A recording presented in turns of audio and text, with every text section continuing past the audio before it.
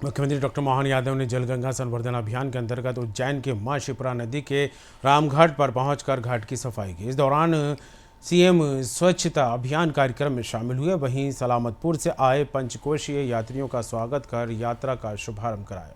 इस अवसर पर नगर निगम के सफाई मित्रों को भी सम्मानित किया गया। इसके साथ ही महाकाल थाने को ISO सर्टिफिकेट मिलने पर मुख्यमंत्री द्वारा उनको बधाई के साथ प्रशस्ति पत्र भी प्रदान किया गया।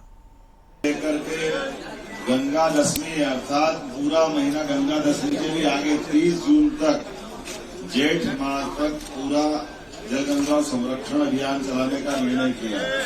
मुझे इस बात का संतोष है कि लगातार हमने जनहितैषी कामों के साथ साथ हमारे सभी व्रत त्योहार पर्व को जोड़ते हुए समाज के साथ सरकार के लिए ये एक पाथेय बनाया कि हम समाज और सरकार के साथ मिलकर के ऐसे प्रत्येक व्रत त्योहार के साथ हमारी अपनी जन चेतनाओं के अलावा जन जागरूकता और सरकार के सर्व समावेशी समाज के लिए जो आवश्यक है वो सारे कदम उठाएं। मुझे इस बात का संतोष है कि जलगंगा संरक्षण अभियान के माध्यम से हमने कई प्रकार के कामों को हाथ में लिया है। एक तरफ हम अफवा नदी का उद्गम चुनाव के लिए आगंतुक होकर के खास करके नदियों के उद्गम स्थान से लगा करके उनकी अपनी धारा प्रवाहित अविरल धारा के रूप में बदले, इसलिए कई प्रकार के काम हमने हाथ में लिए।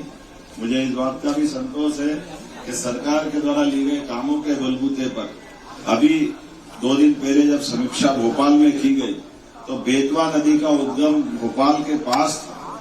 बेतवा नदी का उद्गम अगल बगल में कई प्रकार के जलकूप या नलकूप निकालने के कारण से बेतवा का मूल हो गया था। हमारे अपने सारे जलदूतों ने, वन विभाग ने, सरकार की व्यवस्थाओं के माध्यम से वापस इस पे काम किया गया। तो इस बार मूल गोमुख से वापस बेतवा नदी का जल स्रोत प्रारंभ हुआ। ये सौभाग्य की बात। एक तरफ हमने अपने मूल उद्गम की तरफ, दूसरी तरफ हमारे अपने प्रदेश के अंदर, वैसे तो पूरे देश के अंदर एकमात्र नदी माता है नर्मदा जी, जिनकी परिक्रमा होती और लगभग ये जो पूरी यात्रा कई लोग 6-6 माह से लगा करके पूरे समय अपनी आस्था के प्रकटीकरण के आधार पर नर्मदा जी की परिक्रमा करते। तो हमारी सरकार ने तय किया अमरकंटक से लगा करके खंभात की खाड़ी तक, जहां तक नर्मदा जी जाती है वहां तक की पूरे अपने मध्यप्रदेश के साथ के दोनों किनारों पर अन्न क्षेत्र, छाया के स्थान, घाट का निर्माण, साफ सफाई, स्वच्छता, परिक्रमा पथ पे कई सारे काम करते हुए, कई जगह पुल पुलिया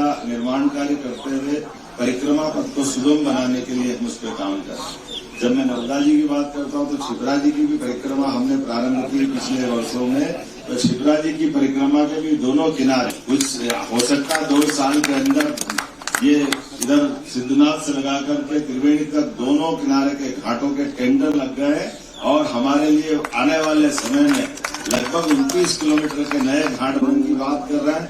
तो खान से मिलने वाला गंदा पानी भी ये एक तरह से एक राज्य के अंदर नदी से नदी जोड़ो अभियान के रूप में भी एक बड़ा काम हो रहा है। लगभग 850 करोड़ की लागत से